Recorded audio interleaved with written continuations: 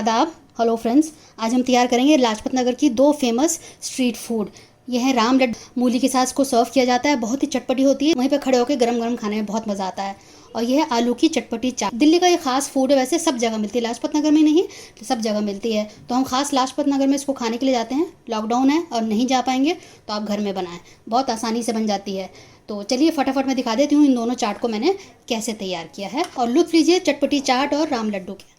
1 cup ये मैंने मूंग की दाल भिगोई हुई थी 2-3 घंटे के लिए, और दूसरी तरफ ये चने की दाल है 1/4 कप, इसको मैंने भिगो दिया था। अब हम क्या करेंगे, इनका पानी फेंक के इनको पीस लेंगे और दोनों को फिर मिला देंगे। बहुत बारीक इसको हमें पीसना है और बहुत कम पानी डाल के इसको हम पीसेंगे। दाल के साथ हम 2 हरी मिर्च और छोटा सा अदरक का टुकड़ा भी पीस लेंगे। नेक्स्ट इंग्रेडिएंट है हमारा मूली। इसके पत्तों का हम इस्तेमाल करेंगे, जो कि हम चटनी में पीसेंगे और खूब अच्छे से धो लेंगे और फिर इसको हम लंबा लंबा ग्रेट कर लेंगे। इसको बहुत कायदे से धोना होगा, ये काफ़ी गंदी रहती है। मूली हमने ग्रेट कर ली है। मैंने आपको बताया ही था कि हमें इसके बड़े वाले से करना है। बड़े वाले से लंबे लंबे हमें रेशे चाहिए, पतले पतले छोटे छोटे रेशे नहीं चाहिए, तो इसलिए आप बड़े वाले से करिएगा। तो वही चटनी के लिए हम थोड़ा सा हरा धनिया, थोड़ा सा पुदीना और ये मूली के थोड़े से पत्ते हैं। 10-12 मैंने लहसुन की कलियाँ ली हैं, हरी मिर्च ली है। लहसुन को मैंने नहीं छीला, ऐसे ही हम इस्तेमाल करेंगे।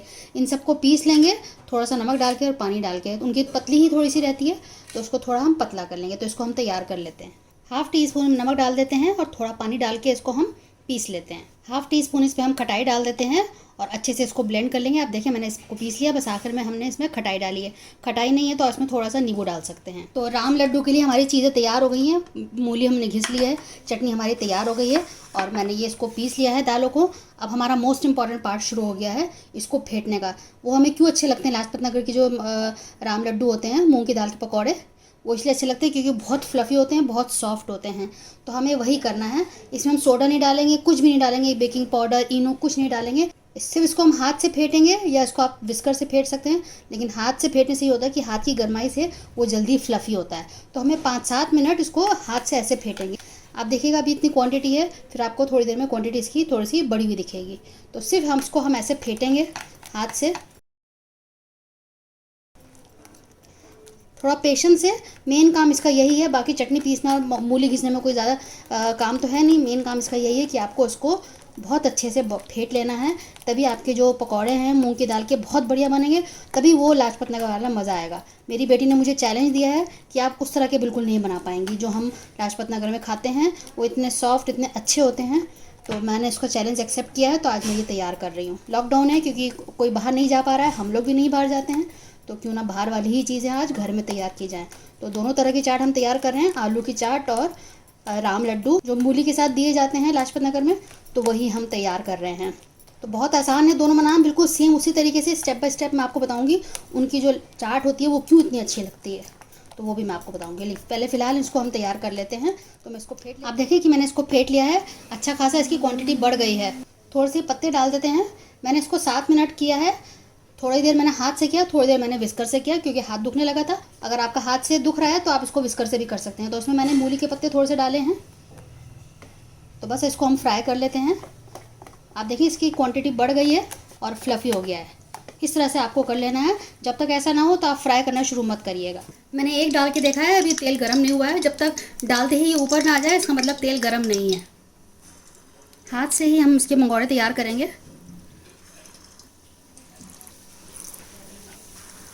डालने के बाद ये अपने आप फूलते हैं। शेप की आप चिंता ना करें।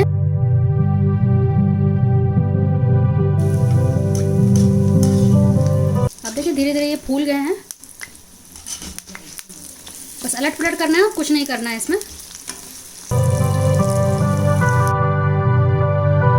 फ्लेम हमने मीडियम की हुई है, मीडियम टू हाई पे इसको करेंगे।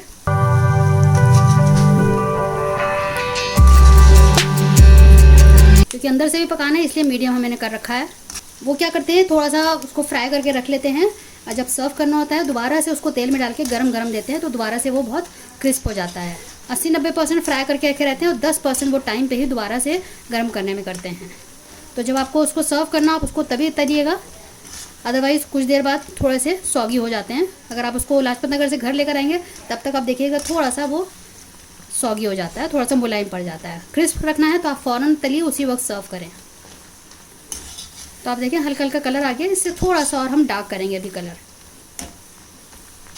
इसमें हमने कोई बेकिंग सोडा नहीं डाला है, कोई बेकिंग पाउडर नहीं, इनो नहीं, कुछ नहीं, बस हाथ से ही फेंटा है और उसमें फ्लफ़ी हो जाते हैं। तो वही सारा इसमें मेहनत है और उसमें कुछ भी नहीं है, बिल्कुल सिंपल रेसिपी है। तो बस अब मैं इसको निकाल लेती हूँ। आप देखें अच्छे से फ्राई हो गए हैं सारे। हम इसी तरह से तल लेते हैं, उसके बाद हम इसमें आलू तलेंगे। इस तरह से एक्स्ट्रा ऑयल निकाल दीजिए।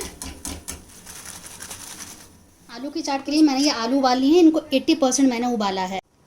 आलू की चाट के लिए मैंने ये आलू उबाल ली है, इनको 80% मैंने उबाला है। थोड़ी सी इसमें कसर बाकी रह गई क्योंकि इसको हम तलेंगे उसमें ये गल जाएंगे, तो इनको हम टुकड़ों में काट लेंगे। बाकी इंग्रेडिएंट्स मैं आपको दिखा देती हूँ।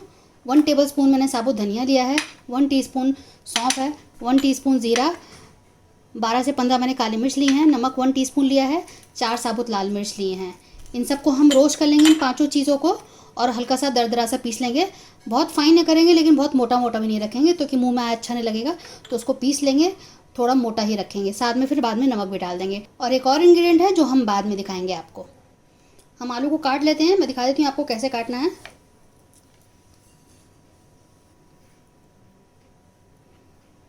इस तरह से बड़े बड़े टुकड़ों में काट लेंगे। इस तरह से सारे तैयार हो जाएंगे। जो ज़्यादा बड़े लग रहे हो तो उनको थोड़ा सा और इस तरह से कर लीजिएगा। तो सारे हम इस तरह से कर लेते हैं। सारे आलू कट गए हैं, अब इनको हम फ्राई कर लेते हैं। तो इसके लिए मैंने पैन ले लिया है। आप देखते होंगे कि लाजपत नगर में जो वो तलते हैं उनका फ्लैट तवा होता है, बीच में से हल्का सा गहरा होता है, तो इसलिए हम इसको शैलो फ्राई कर रहे हैं। आप चाहें तो उसको डीप फ्राई भी कर सकते हैं।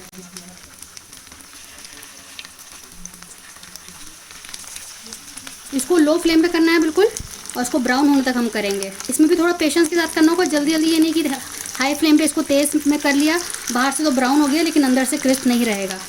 तो इसमें भी जल्दबाजी नहीं दिखानी है, सारा खेल इसमें तलने का है। राम लड्डू उसमें सारा खेल फेंटने का है और इसमें तलने का है।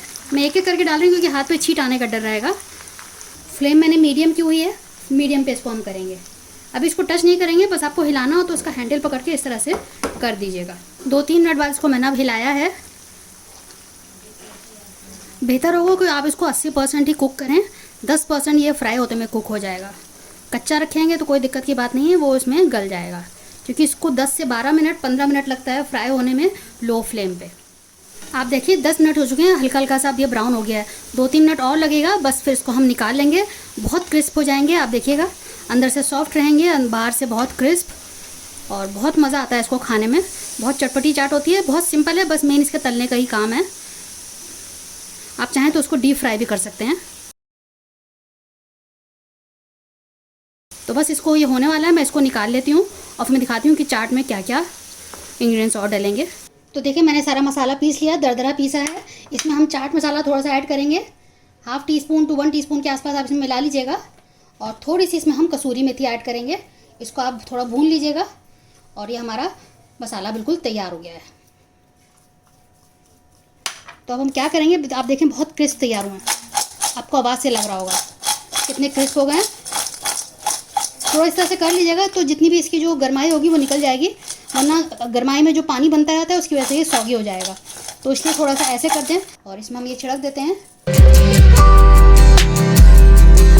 इसमें नींबू डाल दें।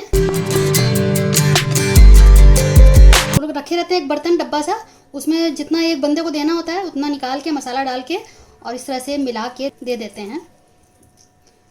कसूरी मेथी बिल्कुल ऑप्शनल है, लेकिन इससे बहुत जायका आएगा, आप इसको ज़रूर डालिएगा। थोड़ी सी इसमें प्याज डाल देते हैं, प्याज बहुत अच्छी लगती है। प्याज वो लोग नहीं डालते हैं हालांकि, लेकिन मैं डाल रही हूँ उसमें, ये ऑप्शनल है बिल्कुल, आप एक बार डालिएगा। और इन सब का जो मज़ा आएगा प्याज में, सारे मसालों का, बहुत अच्छा लगेगा। आप देखें कितनी क्रिस्प है। नींबू आप अपने हिसाब से डाल सकते हैं।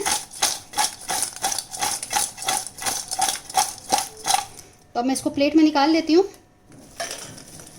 तो मैंने इसकी प्लेटिंग कर ली है। मेरे पास खट्टी मीठी इमली की चटनी बनी हुई रखी हुई है, ये मेरे चैनल पे भी पड़ी हुई है, आप देख सकते हैं। मैंने खजूर से भी बना के डाला हुआ है।